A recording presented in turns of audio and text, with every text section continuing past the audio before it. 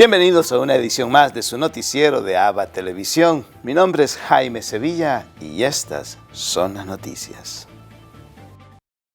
Comenzamos en la Ciudad del Vaticano, quien lanza un documento para renovar a las parroquias. El Vaticano ha publicado este nuevo documento sobre la vida parroquial. Es la instrucción, la conversión pastoral de la comunidad parroquial al servicio de la misión evangelizadora de la Iglesia.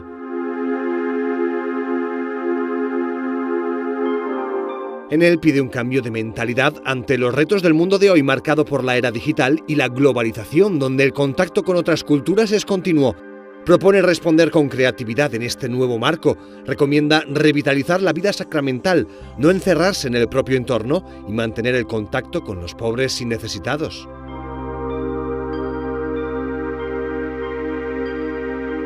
En línea con el mensaje del Papa, se recuerda que es fundamental la unidad en la vida de una parroquia y que se debe encontrar el modo de ayudar a las personas. Le nostre parrocchie sono invase da tante iniziative, dove spesso però non si incide in profondità nella vita delle persone. Anche a voi è affidato il compito di ravvivare, soprattutto in questo periodo, la vita delle nostre comunità parrocchiali.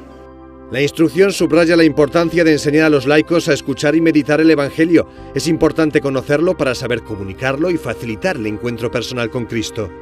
También recomienda cultivar verdaderas relaciones humanas abiertas al diálogo y la solidaridad.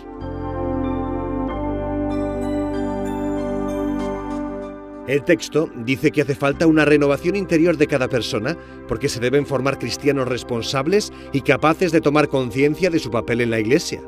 Ofrece reflexiones sobre problemas como la falta de sacerdotes o la gestión financiera de una parroquia. Indica a los obispos que den explicaciones formales a los católicos cuando haya problemas.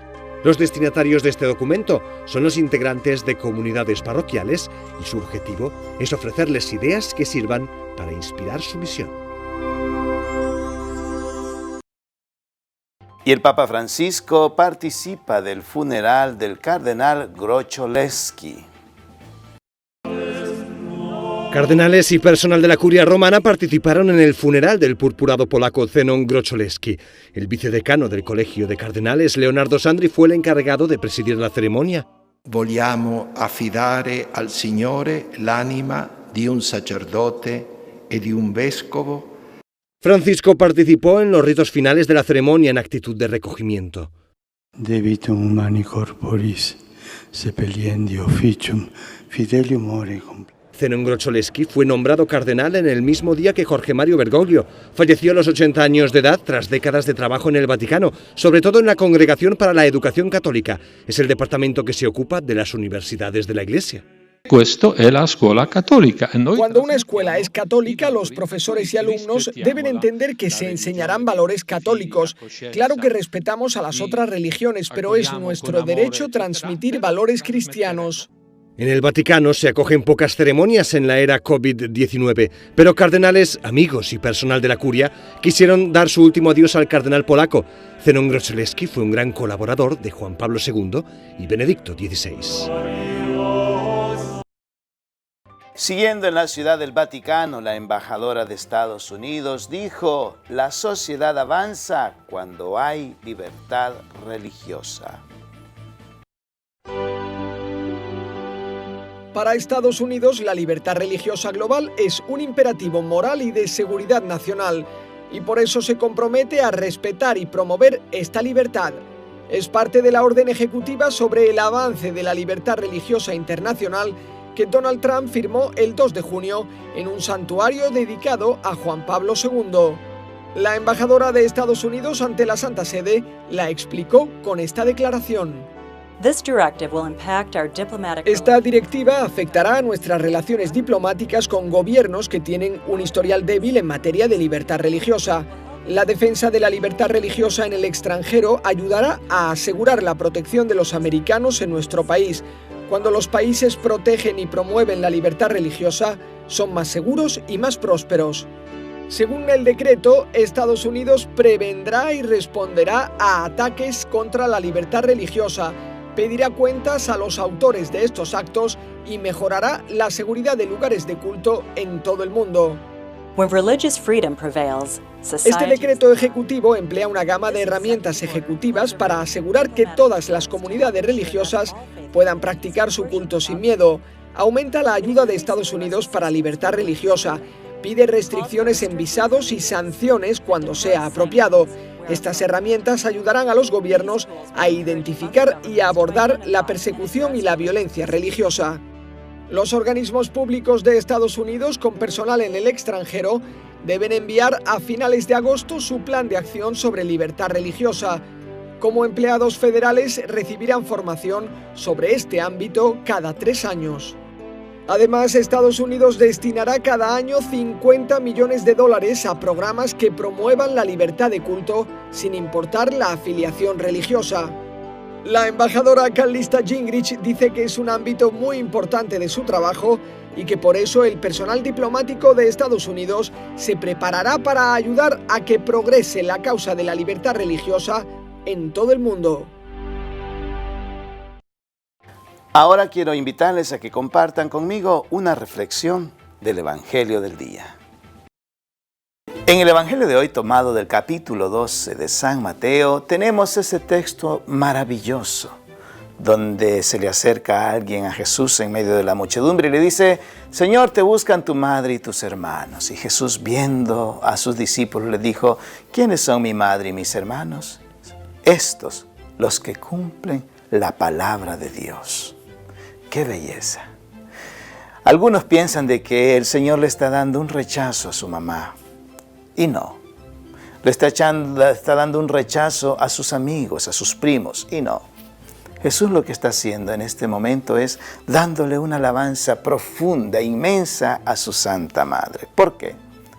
Porque su madre es la primera que ha cumplido la voluntad del Padre. Su palabra al decir sí al Señor. De esta forma Jesús quiere dejar claro de que hay que ver mucho más allá de la sanguinidad, hay que ver mucho más allá de esos lazos familiares físicos. Debemos de ver también los lazos espirituales, que son mucho más profundos y que nos deben unir cada vez más a Él, a Dios. Hoy el Señor nos invita a que también veamos en la Santísima Virgen el modelo de discípulo. Aquella mujer que se entregó, aquella mujer que todo lo guardó en su corazón, aquella mujer que le dio a luz. Ella, su madre, su primera discípula, la mujer que cumplió su palabra, la mujer en el cual moró esa divinidad, ese templo donde el Espíritu Santo hizo su obra. Ella es la primera discípula de Cristo y por eso nosotros debemos de sentirnos dichosos de tener un ejemplo tan grande de madre, un ejemplo tan grande de hija, un ejemplo tan grande de amiga, un ejemplo tan grande de la Santísima Virgen como corredentora de la humanidad. Gracias, Señor, por este regalo maravilloso.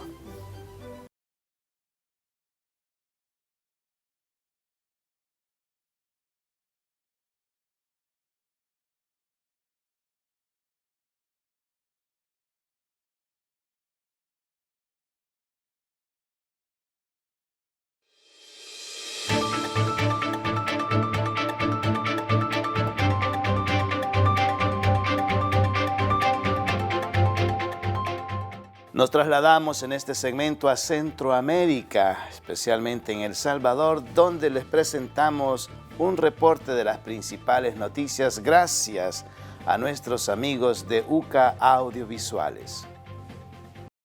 Según la Comisión Económica para América Latina y el Caribe, CEPAL, el impacto económico en Centroamérica será grave debido al estancamiento de la actividad económica provocada por la pandemia. Según sus estudios, en 2019, 3 de cada 10 salvadoreños vivían en situación de pobreza. Para finales del 2020, se estima que serán 4 de cada 10, un incremento del 6.5%. Las observaciones al decreto legislativo número 683 formuladas por el presidente Bukele fueron aprobadas por la Asamblea Legislativa. Esta ley prohíbe comercializar, solicitar o recibir cualquier beneficio económico por la donación de plasma. Las multas a quienes incumplan esta normativa pueden ascender hasta los $1,000. El Ministerio de Agricultura, de Salud, de Defensa y de Obras Públicas unieron fuerzas para prevenir una posible plaga de langostas que podría amenazar la estabilidad de la seguridad alimenticia del país. Además, el presidente ordenó al ministro Pablo Anliker se duplique la entrega de semilla mejorada para garantizar el incremento de la producción agropecuaria. El viceministro de Transporte suspendió la emisión de licencias a quienes la obtendrían por primera vez. La medida se debe a la situación vivida por la pandemia y afecta al sector productivo que se dedica a la formación de nuevos conductores, como lo son las escuelas de manejo. Quienes sigan promocionando la adquisición de licencias pueden ser sancionados con la no renovación de sus servicios. El gobierno de Nayib Bukele anunció la implementación de un plan para la reducción de un 30% de la tarifa en la energía eléctrica. Asimismo, hizo un llamado a la Defensoría del Consumidor a estar atenta a cobros injustificados. El presidente Nayib Bukele consideró su decisión y optó por no dar inicio a la fase 2 de la reapertura debido a la alza en el número de contagios en el país. Según el mandatario, la medida fue tomada con base a la asesoría, principalmente del ministro de Salud. Además, alegó que lo que necesita el país es una cuarentena estricta. Para este lunes 20 de julio se registraron 361 casos nuevos, 126 personas recuperadas, 9 personas fallecidas y 2.450 pruebas realizadas. Hay un total de 11.175 casos sospechosos y 12.207 casos confirmados. Algunas veces cuando vamos a hacernos la prueba del coronavirus, tenemos la incertidumbre, ¿soy negativo o soy positivo? Y muchas veces esa incertidumbre se prolonga por mucho tiempo. La siguiente noticia nos muestra el caso concreto de una persona que pasó este dilema. Felipe Urbina fue diagnosticado por primera vez con COVID-19 el pasado 27 de mayo. Desde entonces ha tenido que practicarse 3 pruebas más y aún no sabe si sigue con el virus latente o no. Tras 2 pruebas negativas, una positiva y otra más incierta, sigue en cuarentena y sin saber si está o no curado. El doctor me dijo, lo más probable es que ya no tengas nada, que haya quedado un vestigio nada más del virus, pero ya no contagias a nadie, haz tu vida normal. Eso fue lo que me dijo, pero yo qué certeza, qué seguridad puedo tener, no la puedo tener. Como Felipe y de acuerdo con informes recientes, hay miles alrededor del país. De acuerdo con los especialistas, son varias las causas de este fenómeno de pruebas con resultados encontrados. No quiere decir que el individuo se reinfectó. Lo que quería decir es que hay reacciones cruzadas con otras pruebas o con otros virus que están en ese momento detectándose también en la segunda o tercera prueba que ya volvió a ser positiva. Hasta el momento las reinfecciones es muy temprano para decir que pueden recurrir. Entonces, con esto queremos decir que hay que tener confianza en la prueba. Por otro lado, durante las últimas semanas se ha hablado de pruebas defectuosas que podrían estar causando parte de los falsos positivos o falsos negativos que agobian a miles de pacientes en todo el país.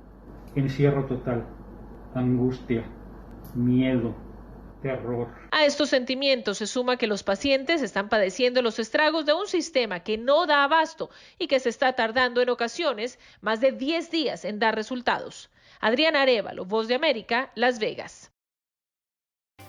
Y ahora nos vamos a Sudamérica, donde nuestro amigo el padre Manuel Rodríguez, misionero claretiano de nuestra cadena hermana JN19 Televisión, nos tiene preparado este reportaje de lo que acontece en el Perú. Reporta para la cadena de televisión ABA y JN19 del Perú el padre Manuel Rodríguez, misionero claretiano desde Lima. Quiero hoy expresar la gran necesidad que sigue habiendo en Perú del oxígeno, con alguna buena noticia. Una mala noticia es que ha fallecido al que se le llamaba el ángel del oxígeno, Mario David Romero. Él, con su planta de oxígeno, daba el oxígeno a un precio justo, mientras que otros pues exageraban, vendían, extorsionaban, es decir, vivían de la corrupción. Pues él, de una manera muy humilde y muy generosa, lo vendía a un precio justo. Ha fallecido también, víctima de esta pandemia. Pedimos por su alma que Dios premie todo el bien que él hizo. Por otra parte, la Iglesia Católica sigue dando oxígeno. El vicariato de Iquitos, en Loreto, en la zona amazónica, una vez más ha logrado conseguir oxígeno. 4 plantas más. Ya había conseguido una que puso a disposición de los hospitales y ahora 4 plantas más a base de la solidaridad de mucha gente, campañas de solidaridad. Una planta completamente nueva, otra que llevaba 2 meses funcionando, otra que llevaba ya que es quizás 1 año o 2 y otras 4 años. Todas muy bien preparadas para dar oxígeno en esa región donde ha habido pues una gran necesidad. Felicitamos a la Iglesia Católica, especialmente de la Amazonía, que se ha movido, ha hecho campañas y ha conseguido 4 plantas más, que pone a disposición de todos los hospitales para quien lo necesite. Esto es para dar gracias a Dios por nuestros hermanos católicos que mueven los corazones para trabajar por el reino de Dios. Hay médicos, un gremio bastante grande que ha protestado, una declaración haciendo ver a la gente que sus compañeros se están muriendo, muchos han muerto, 65 muertos médicos, por culpa de que la gente es informal. Estamos muriendo nosotros mientras ustedes están pues, de una manera irresponsable viviendo y contagiándose y contagiando también a los demás. En alguna parte, como San Juan de Nieva, también en parte de la Amazonía, los médicos han renunciado por no tener los implementos normales para poder sanar a los enfermos. Una situación bien dura, pero es así. Reportó para ABA y JN19 el padre Manuel Rodríguez, misionero claretiano. Conquistando las profundidades marítimas, Sofía Gómez Uribe nos relata su experiencia de todo lo que acontece en este mundo submarino. Conectada con la profundidad y abrazada por la entraña marítima, Sofía Gómez Uribe baja a otro universo. Es la única mujer en el mundo que ha descendido 86 metros sin oxígeno. Súper enfocada en lo que estoy haciendo y no hago sino pensar como en cada paso que tengo que dar para que la inmersión sea perfecta. La apnea deportiva consiste en bajar o recorrer largas distancias dentro del agua sin respirar. En el silencio de la profundidad ha encontrado respuestas. En silencio y en soledad es ser muy paciente. Yo era súper impaciente y súper explosiva. Cambios en la sangre, presión en el corazón y la posibilidad de un daño irreversible forman parte de esta práctica extrema que le ha permitido observar de cerca el mundo marítimo. Son animales súper valiosos para el ecosistema y para el hombre que necesitamos cuidarlos. Sus entrenamientos fueron cancelados a raíz de la pandemia y divisa posibles cambios en la práctica. Cuando alguien tiene un accidente y se le tiene que dar respiración boca a boca, yo no sé cómo vaya a reaccionar la gente. Sentir el lazo con el mar es un recuerdo a causa del confinamiento. Entre más nos cuidemos todos, más rápido vamos a salir de esto. A la mayoría de la gente a pensar en el otro un poquito y decir, bueno, si yo hago esto que no me parece grave, tal vez otra persona se puede enfermar, otra persona puede perder su trabajo. Según nos dijo, América Latina tiene gran potencial para desarrollar más talentos en el buceo libre. De estar más unidos y de crear más espacios para que los latinoamericanos podamos competir y entrenar juntos. La deportista nos dijo que cuenta los días para poder volver a sumergirse en la plenitud de su universo particular. Alonso Castillo, Voz de América, Miami.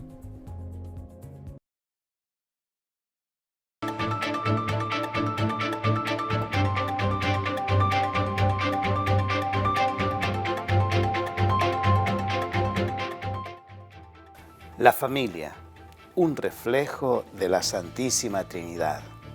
A continuación les presentamos este hermoso reportaje animado para que lo entendamos de una forma sencilla ahí en nuestros hogares. En Amoris Laetitia, el Papa reflexiona sobre la familia y la Santísima Trinidad. Dice que la Trinidad es Padre, Hijo y Espíritu Santo. El Dios Trinidad es comunión de amor y la familia es su reflejo viviente. Entonces, ¿cómo pueden nuestras familias, con todas sus imperfecciones y desafíos, ser un vivo reflejo de la Trinidad? El Papa Francisco reconoce que las familias no caen del cielo ya completamente formadas, sino que para conseguirlo deben atravesar cada día muchos problemas y retos diarios. Así que, ¿cómo pueden las familias ser un reflejo de la Santísima Trinidad? Pensemos en Dios un poco más. A veces, cuando tratamos de comprender cómo Dios puede ser tres y uno al mismo tiempo, nuestro razonamiento tiende a mirar a la Trinidad como un problema matemático. Otras puede parecer que la Trinidad es un misterio total que solo puede expresarse a través de figuras abstractas y símbolos. Pero como el Papa Francisco recuerda, Dios no es un conjunto de ideas abstractas. Dios, Padre, Hijo y Espíritu Santo, es una comunidad de amor en la que cada uno ama al otro de un modo perfectamente entregado y acogido. Este flujo de amor de la Trinidad que da vida ha sido descrito como una danza divina. Como hemos sido creados a imagen de Dios, podemos participar en esta danza. Estamos hechos para amar y ser amados. El sueño de Dios para nuestra familia es que reflejemos esta danza con el amor que damos y recibimos.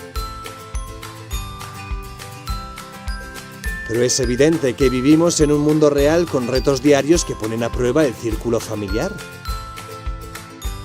Por eso, si permanecemos en este flujo del amor a pesar de los obstáculos, la familia puede incluso fortalecerse con estos problemas diarios. Cuando el flujo de amor se interrumpe, cuando no nos perdonamos, las relaciones pueden desmoronarse rápidamente y la familia comienza a desintegrarse.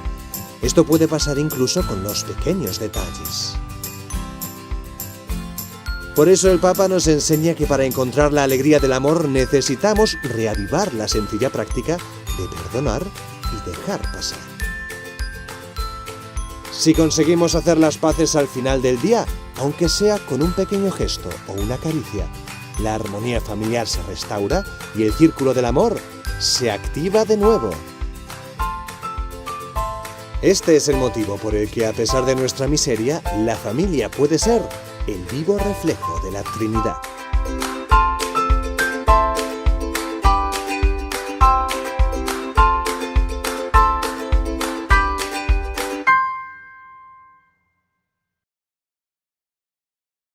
Hoy el Santoral de la Iglesia nos presenta la historia de San Lorenzo de Brindis, un religioso capuchino franciscano quien nos da un gran testimonio de vida desde que era niño.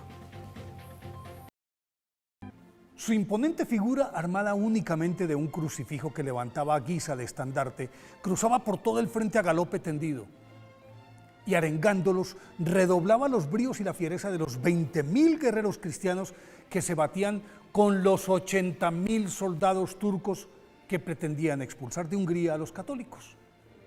En la medida en que avanzaba esa batalla de Székesfehérvár, el padre Lorenzo de Brindis, cual si tuviera el don de la ubicuidad, era visto atendiendo al mismo tiempo a los heridos, administrando los sacramentos y la unción de los moribundos, orando en voz alta y en los flancos más débiles atizando el fuego de la fe de los combatientes cristianos para que no desmayaran.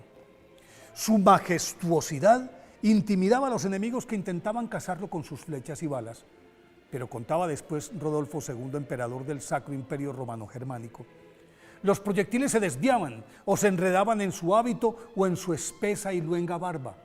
Al finalizar la tarde, los otomanos derrotados se retiraron del campo, los vencedores también.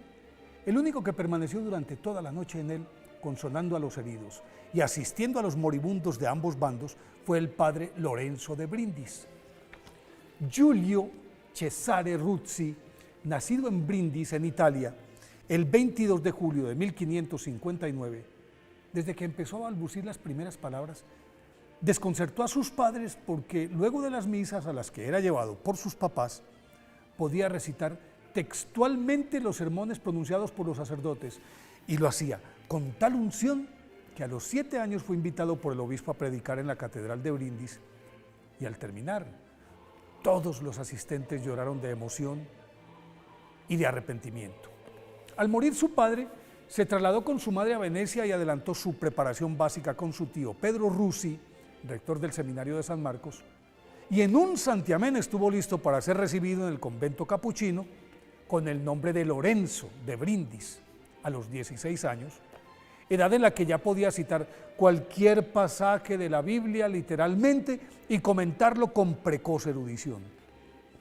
Con el fin de entender mejor los textos, se aplicó a estudiar hebreo, arameo, griego, caldeo, latín y luego, como para que no sobrara, aprendió alemán, francés, español e inglés.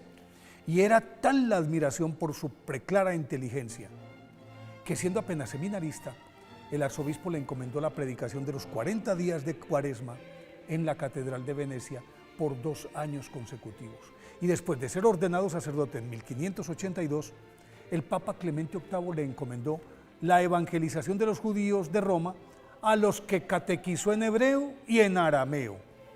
A los 31 años, en 1502, fue elegido superior general de los capuchinos y reavivó el espíritu franciscano, dando ejemplo con su austeridad, su constante ayuno y oración, y se recorrió a pie a Europa entera, visitando todas las casas de la comunidad, y por donde pasaba abría nuevos monasterios, y su profunda y conmovedora predicación dejaba a su paso una estela formidable de conversiones. Aunque las vocaciones se multiplicaron, no aceptó la reelección en 1506, y entonces el Papa lo envió a enfrentar al protestantismo que se carcomía a todo el Sacro Imperio Romano-Germánico y a la amenaza turca que se cernía sobre ese botín. Ahí fue cuando se puso al frente de los ejércitos cristianos, venció al enemigo y con su sabiduría logró conjurar las rencillas que existían entre los reyes de la región. No obstante esa febril actividad, tuvo tiempo para escribir 15 volúmenes en los que comenta todos los libros de la Biblia, tratados sobre la Virgen, sobre la Santísima Trinidad, sobre el pecado original, sobre los ángeles, sobre la iglesia, esposa y madre, y además 800 sabios sermones dejó ahí de legado. Debido a su precaria salud y al deseo de dedicarse a la oración, San Lorenzo de Brindis se retiró al convento de Caserta, pero fue requerido para mediar en un conflicto entre los napolitanos y el rey Felipe III de España, y la muerte lo sorprendió camino a Lisboa el 22 de julio de 1619, día en el que cumplía 60 años. Fue canonizado por el Papa León XIII en 1881 y declarado doctor de la Iglesia por el Papa Juan XXIII en 1959. Por eso, hoy, 21 de julio, día de su festividad, pidámosle a San Lorenzo de Brindis que nos asista en el diario campo de batalla para ganar la salvación. Y así llegamos al final de una edición más de su noticiero de ABA Televisión. Gracias por estar siempre en nuestra sintonía y por ser uno de sus preferidos. Recuerde que nos puede sintonizar las 24 horas del día en el www.abatvn.com, como también en nuestras plataformas digitales Roku TV y Amazon Fire. Y por supuesto, en nuestras cadenas hermanas. También en el canal 75 de Multivisión Cable en Guatemala y, por supuesto, en nuestras redes sociales. Muchas gracias. Sigan en la sintonía de nuestra programación de ABA Televisión y que Dios los bendiga a cada uno de ustedes.